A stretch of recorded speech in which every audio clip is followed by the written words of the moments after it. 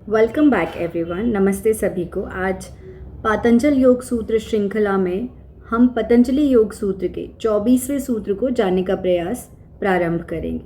24वां सूत्र कहता है, कलेश कर्म विपाकाश यैर पर मृष्टः पुरुष विशेष ईश्वरः। इसमें कलेश का अर्थ है तरह तरह की पीड़ाएं। कर्म विपाक का अर्थ है कर्म का फल। आशय का अर्थ है इकट्ठे हुए संस्कार। अपरमृष्टः का अर्थ है बिना छुआ। पुरुष विशेषः का अर्थ है विशेष पुरुष। सूत्र 24 में बतलाया गया है कि ईश्वर कौन है। कौन है भगवान? भगवान वह विशेष व्यक्ति है जो कलेशों से मुक्त है और जो किसी भी कर्म से मुक्त है।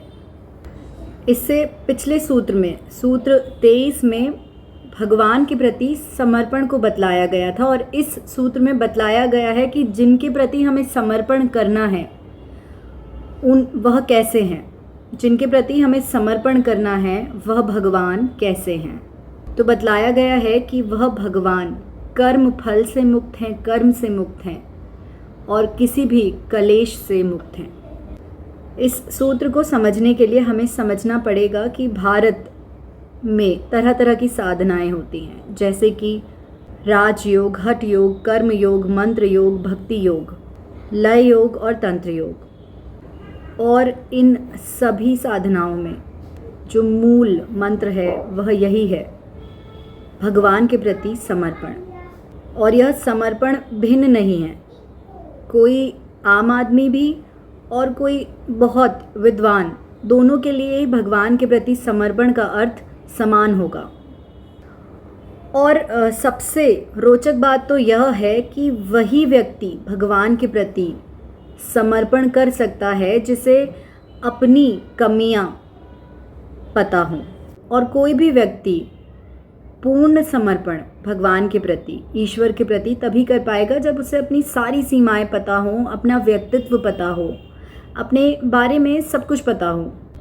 परंतु अज्ञानता के कारण हम खुद को बहुत कुछ समझते हैं। हम समझते हैं कि हम में बहुत सारे अच्छाइयाँ हैं, बहुत सारी सही चीज़ें हैं, बहुत सारी गुण हैं। ईश्वर के प्रति पूर्ण समर्पण का अर्थ ऐसे समझ सकते हैं कि जब आप पूर्णतया खुद का आत्मविश्लेषण करते हैं, और यह आत्मविश्लेषण 1 साल 2 साल नहीं, काफ़ी लंबा समय चलता है, जिसमें आप अपने को पूर्णतया पहचानते हैं, जानते हैं, तभी आप ईश्वर को पूर्ण समर्पित हो पाएंगे।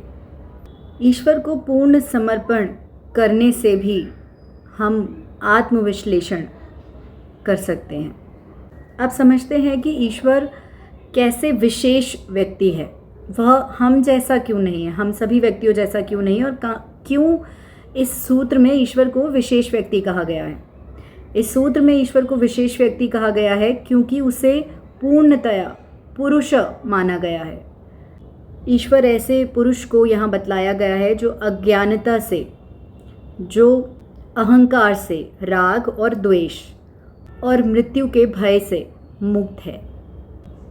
और यह पांचों कलेश हर इंसान के मन में जड़ की तरह स्थापित हैं, जिस वजह से कर्म बनते हैं। कर्म 3 तरह के कर्म बनते हैं, अच्छे, बुरे और मिले जुले। और यह हमारे पिछले जन्म के कर्मों की वजह से होता है कि हम अनुकूल और प्रतिकूल परिस्थितियों में जन्म लेते हैं।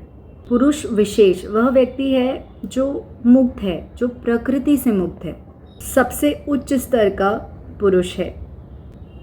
पतंजलि योग सूत्र का आधार सांख्य दर्शन भी है, जिसमें पुरुष और प्रकृति के बारे में बतलाया गया है। ईश्वर वह विशेष पुरुष है जो सभी प्रकार के कर्मों से मुक्त है, क्योंकि वह प्रकृति के संबंध में नहीं आता। बाकी सभी अन्य पुरुष, अन्य व्यक्ति हैं, वह भी प्रकृति से मुक्त हैं, परंतु वह प्रकृति के संबंध में आकर कर्म बनाते हैं। और इसी तरह जन्म और मृत्यु के इस चक्र में चलते रहते हैं। बस इतना ही है 24वां सूत्र। यहाँ तक सुनने के लिए धन्यवाद। अब कल जारी रखेंगे।